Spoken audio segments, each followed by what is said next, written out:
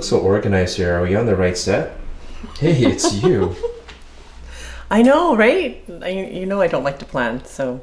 Yeah, I know, it's like, big, huge step for me. We were at Costco the other day and came across some couscous that was on sale. And dude loves couscous, but I never make it. So I thought, because it was on sale, we picked up a bag and we created this recipe for you. It's still soup season here. However, today is beautiful, but it's still a little bit chilly out there. So I'm all for soup tonight. We are making sausage, kale, and couscous soup.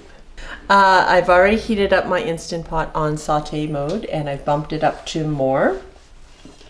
Because you're super impatient? Yes, but also I want to brown my meat. Oh.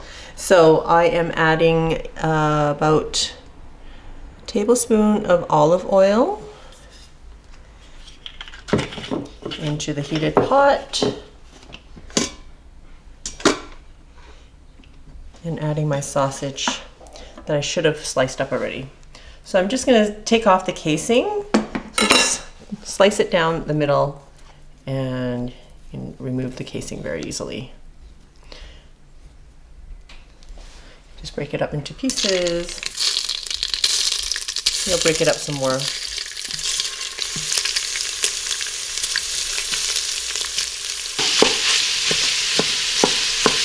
The sausage is completely cooked.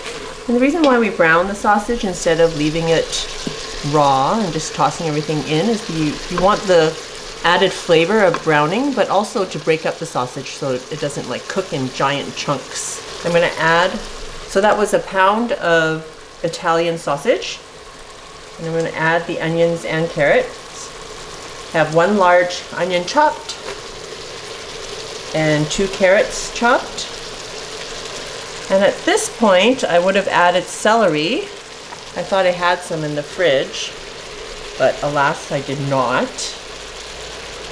If you have celery, you can put in 2 stalks of celery chopped as well in the same. You want everything to be about the same size. Just cook this for about a minute or 2. The sausage is completely cooked. And the reason why we brown the sausage instead of leaving it raw and just tossing everything in is you want the added flavor of browning, but also to break up the sausage so it doesn't like cook in giant chunks. Adding 2 cloves of garlic minced.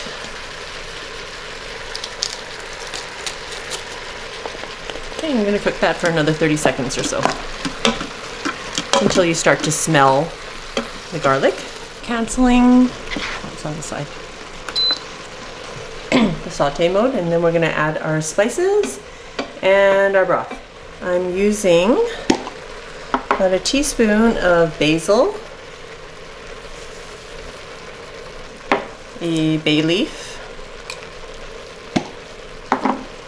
about 2 teaspoons of parsley.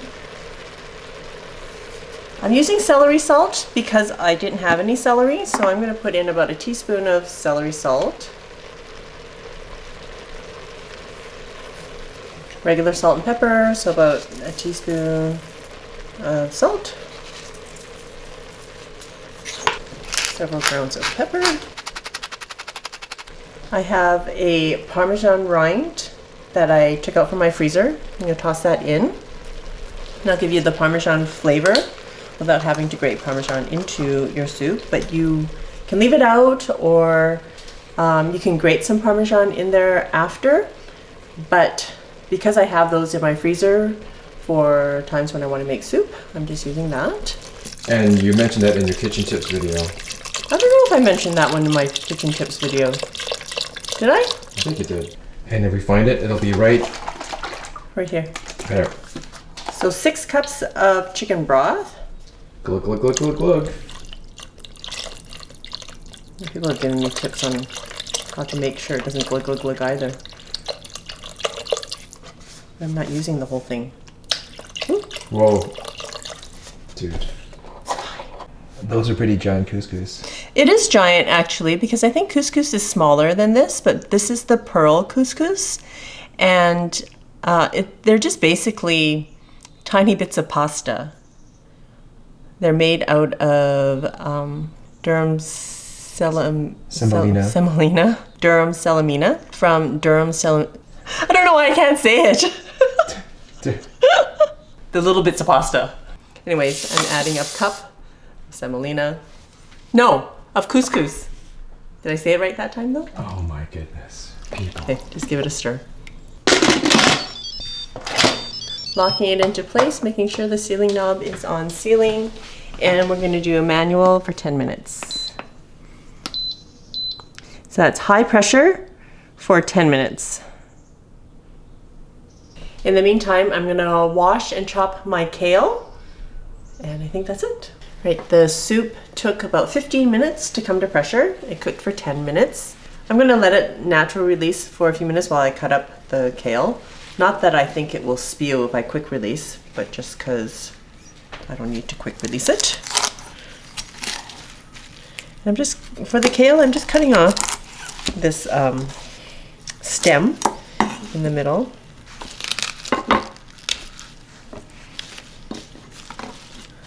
And I'm using a whole bunch of kale. And if that's too much for you, that's fine. You don't have to use all of it. I just like having a lot of greens in my soups. So I just take the kale and just roughly chop everything up into smaller pieces.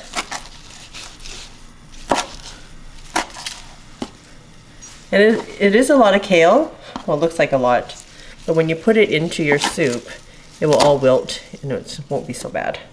Not bad. It won't be as much as you think it is. Just don't cut your fingers. Please don't. That would ruin the soup. And the video. You would still post it and title it something like, Flo cuts off her thumb. It would go viral. I'm gonna quick release the rest of this pressure.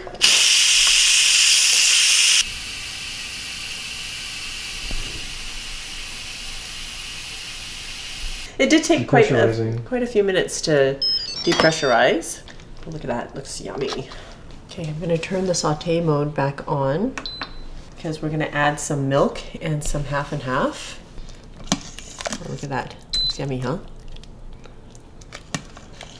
Yeah, it's kind of reminiscent of barley, huh? Yeah, a little bit, huh? Looks really hearty. Mm-hmm, that's what we want. Okay, it's starting to bubble. So I have 1 cup of milk. And I'm gonna add 1 cup of half and half. Do they call it half and half in the States?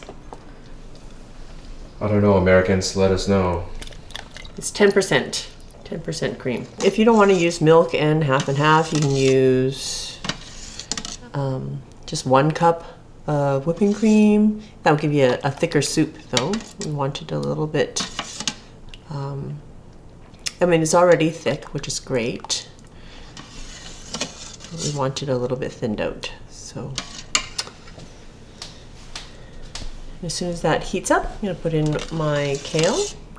It's just starting to simmer, so it's warmed through, and I'm just going to put in the kale.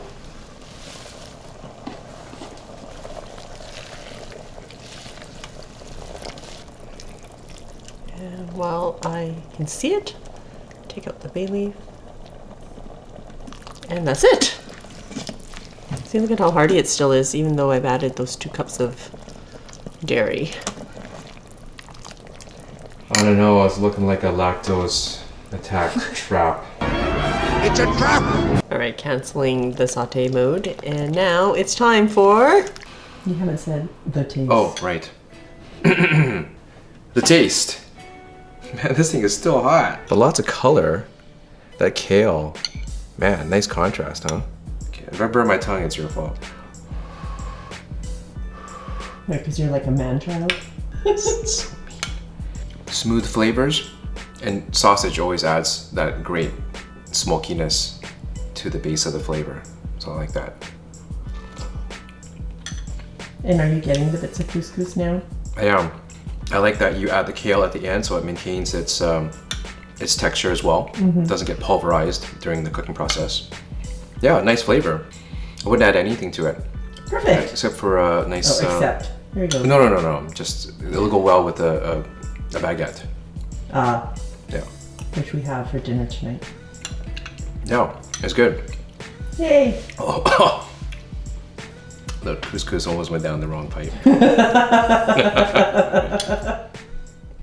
All right, so another simple recipe that you can make at home. If you like this video, please click the thumbs up and subscribe to my channel. Come find me on Instagram. Until next time, be simple, ordinary, and joyful.